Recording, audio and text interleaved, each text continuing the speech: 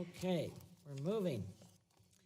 The chair now calls up H.R. 3631, the Territories Healthcare Improvement Act, and the clerk will report the title of the bill. H.R. 3631, a bill to amend Title 11 and 19 of the Social Security Act to provide for a temporary increase in the limit on Without objection, the first reading of the bill will be dispensed with, and the bill is now considered as read. Without objection, the bill is considered as read and open for amendment at any time. Are there any members who seek recognition to offer an amendment?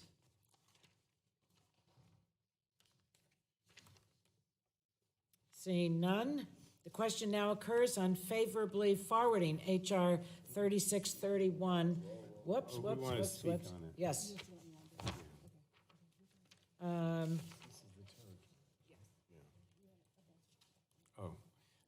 The chair is happy to recognize the chairman of the full committee, Mr. Pallone, for 5 minutes. Thank you, Madam Chair. The subcommittee recently heard directly from representatives from the territory's Medicaid programs about the dire financial situation they're facing in just a few months if we fail to act. And I know, Madam Chair, you specifically mentioned to me how I think it was the first time that at the hearing on this bill that we had delegates, or I should say representatives from all of Puerto Rico and all the territories actually testify at the hearing. In addition to that, we had the delegates from each of the, not only from Puerto Rico, Ms. Gonzalez, but from each of the territories present at the hearing, which I thought was a first. So I think we really got some good input.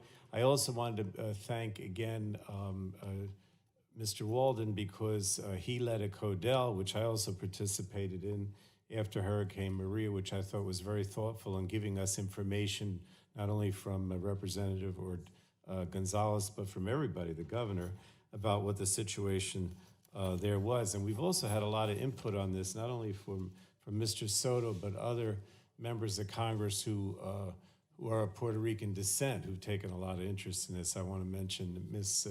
Velasquez in particular, but the others as well. So, I mean, we all know that the territory's Medicaid program doesn't operate like state programs. They receive a capped amount of federal dollars every year, and any Medicaid costs over the cap are paid for with only territory dollars. And that's an incredible burden under normal circumstances and absolutely devastating during an economic downturn or a natural disaster like Maria, when spending on Medicaid typically increases. So this legislation would provide the territories with several years of increased federal funding and increased matching rate. And with these increased federal dollars, the territories will be able to provide people with the health care they need, increase payments to doctors and hospitals, and expand benefits. I should mention also, Mr. Walden, that that CODEL also included the Virgin Islands. It wasn't just Puerto Rico. So we met with Stacy and went to some important places in the Virgin Islands as well. But this bill makes important program integrity improvements in each of the territories by holding the territories to the same standards that we hold state Medicaid programs. The bill will help ensure that federal Medicaid funds are serving their intended purpose of providing health care to the people who need it. So I did want to thank in particular Representatives Soto and Biliracus for their leadership on this important legislation. I think the proposal they put together is a thoughtful, reasonable approach to address the Medicaid cliff in the territories. And again, all of us, I think, are putting, we still want to come up with a permanent solution, but we're talking 4 to 6 years here, depending on whether it's Puerto Rico or the territories. And, I'm very proud of the fact that even though we're not doing a permanent solution today, we're certainly doing a long-term solution that makes a big difference. So thank you, Madam Chair, and I yield back. The gentleman yields back. The chair recognizes the ranking member of the full committee, the gentleman from Oregon, Mr. Walden, for 5 minutes. Thank you, Chair. I appreciate that, and I'm thankful to you and to Chairman Pallone for partnership and willingness to work together to put forward a bold package that will ensure the territory's Medicaid programs are adequately funded and that these programs will have program integrity measures in place. This heightened accountability is critically important to ensure these dollars actually go to the people who need them most. However, Given the news yesterday out of Puerto Rico, we will also need additional program integrity measures in place before we advance this bill out of full committee. I'm committed to that work, and I look forward to working with the majority on what steps we can put in place to stop these types of fraudulent activities that are alleged from happening again. And I would yield. Gentleman yield. Gentleman from New Jersey. Representative Walden, the news from Puerto Rico yesterday regarding the alleged misconduct of individuals responsible for overseeing the Medicaid program is obviously very troubling. And I know that we both take very seriously our role in overseeing the Medicaid program and ensuring that federal Medicaid dollars serve their intended purpose of improving health care for beneficiaries. While the allegations are serious, I want to be clear that there's no indication that Medicaid beneficiaries in Puerto Rico did anything wrong. In fact, if the allegations are true, the beneficiaries are among the victims. Right. So we can't lose sight of the fact that unless we act, there will be a massive shortfall of federal funds for the Puerto Rico Medicaid program that would be devastating to the people who live there. And this news, as you know, broke yesterday, and we're still learning the details of the allegations. There wasn't time for us to address the issues raised by these allegations in the underlying bill. And while the bill we're considering today makes some important improvements to program integrity in Puerto Rico, I think it's clear that we need to do more. So I just wanted to say, given the gravity of the situation facing Puerto Rico, if we fail to provide additional federal funds, but also the seriousness of these recent allegations, it's my hope that we can work together to achieve a bipartisan consensus that provides these much-needed funds, but also ensures the rigorous program integrity and oversight necessary to ensure that federal funding is used to improve health care for Medicaid beneficiaries. Can I just say, are you willing to commit to working with us to provide these increased funds and also further strengthen program integrity in the island? I thank the chairman for his commitment to add more program integrity measures to ensure that this type of fraudulent activity is prevented from happening again. What I frankly find so frustrating about this is exactly what you said, Mr. Chairman. This type of fraud only hurts the Medicaid beneficiaries, the people who rely on this program. So we know the funding cliff for Puerto Rico. We dealt with this matter in the last Congress. We need to deal with it in this Congress. And we know the problem from all the territories is real, which is why we came together to agree to this bill we're discussing today. We are committed to that work and look forward to working together on the funding or additional program integrity measures to ensure that the people who rely on these programs get the care they need and deserve. So we look forward to working with you as this bill advances. It's the last thing the people of Puerto Rico needed to have happen, and yet we have an obligation, the American taxpayers, as we both take seriously. So with that, Madam Chair, I'd yield back the balance of my time. The gentleman yields back, and I want to associate myself with what Mr. Pallone said about not hurting the people that are Medicaid recipients. We all have to keep that in front of us, and I want to recognize myself to strike the last word, speak on the underlying bill.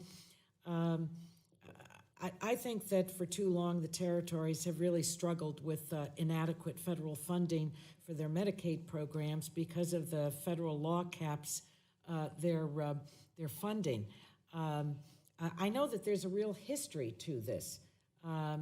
As close as I've gotten to some of the history is that it was capped in 1984. I don't know what the reason was. I think a tax bill was going through the Congress, and as typical of the Congress, they're always looking to find money. And so it was capped. And the territories receive a fixed federal Medicaid match that's lower than the rate that they would receive if they lived in one of the states, one of the 50 states. And because of these restrictions, the territories routinely run out of Medicaid funds. Now, we heard all the testimony, and it was excellent.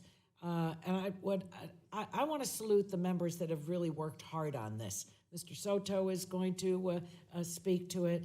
When I think of Puerto Rico, I think of Nydia Velasquez, as she always takes to the floor.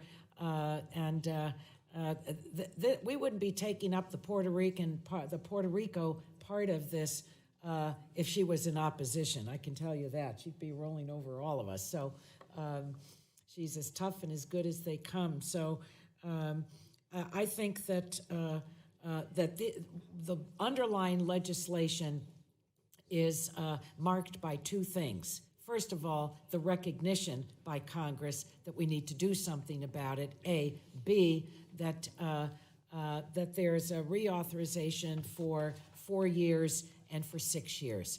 The delegates weighed in. They were here with us when we had the hearing. They've met with members of the committee on both sides of the aisle. And I think that this longer-term fix is going to give the territories what they need the most. And what businesses always ask for: stability and certainty. Stability and certainty. So I think that, as I said to Mr. Pallone earlier this morning, I believe that we're going to have to work on a permanent fix relative to this. But I think today these are really steps in the right direction. The territory shouldn't have an arbitrary cap. It just is, you know what? It's discriminatory. That's what it is. There's a real bias here. If you live in the states, this is what you get. You go to the territories, this is what you get. So I'm glad that we're doing this. I'm pleased that it's bipartisan.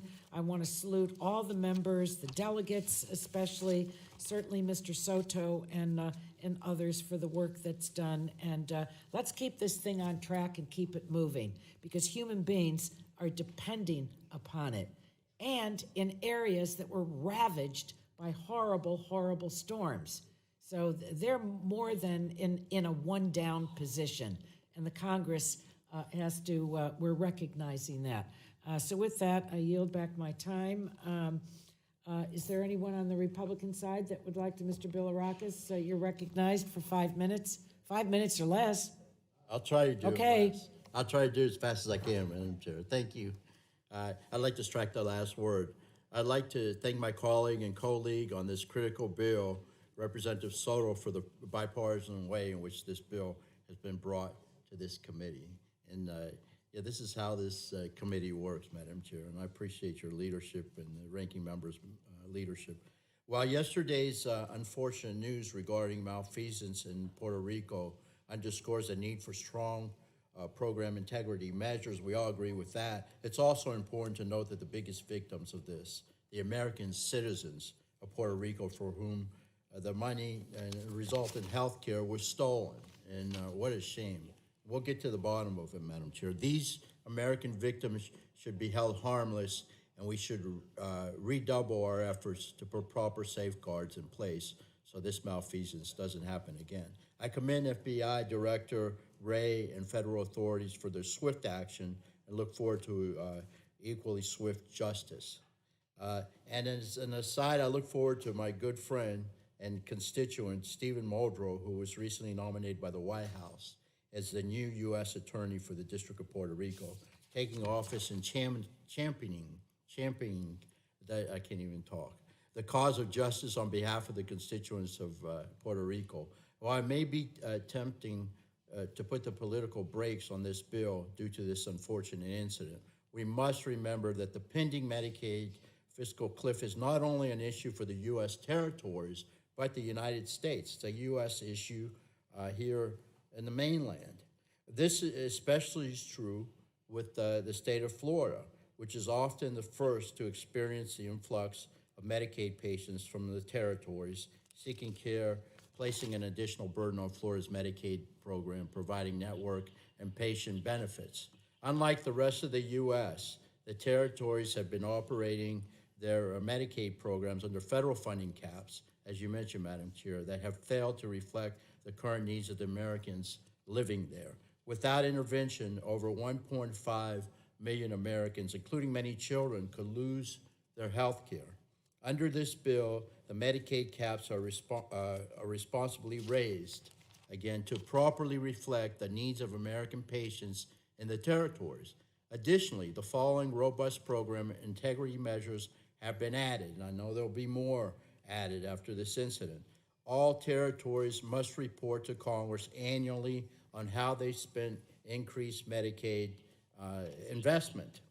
Like all state Medicaid programs, Puerto Rico will need to have in place an asset verification system in place after 2 years and a payment error rate measurement system in place after the 3rd year. Guam, American Samoa, and the Northern Mariana Islands will need to have in place a transformed Medicaid statistical information system and a Medicaid fraud control unit by the end of the 4th year. The U.S. Virgin Islands will need to have in place an asset verification system by the end of the 4th year. While I believe there's still room for additional program integrity improvements, especially considering the recent events in Puerto Rico, I encourage my colleagues to advance this conversation by voting in favor of today's draft and continue to work with me and Representative Soto, the chairman of the full committee, the subcommittees, ranking members, to produce and advance the best bill we can out of the full committee to the House floor. I thank you, Madam Chair, and I guess 1 minute and 9 seconds to spare. Thank you very much, and I yield back. Gentleman yields back. I'm being advised by the committee staff that Mr. Soto can't speak. That's dreadful. Well, can't I ask for a unanimous consent of my colleagues? No? Why? Because everybody will. He's the only one here. No? Well, Mr. Soto, I'm sure that you had beautiful remarks to make. The gentleman is intelligent. He's committed to his work. He does a deep dive on the substance. I know, I sit next to him very often, and I want to thank you for your leadership on this, together with the team of members that you worked with. This is going to make a big difference in human beings' lives. And in my book, that's ultimately how we're going to be judged. Madam we're Chair. called. Madam So Chair. I really salute you, and I'm sorry that we have this rule. Madam Yes, Chair, a parliamentary inquiry. Yes. Can we admit Representative Soto's statement, his full statement, into the record? Yes, and we will be glad to have it. Very good, thank you. Okay? Thank you. What?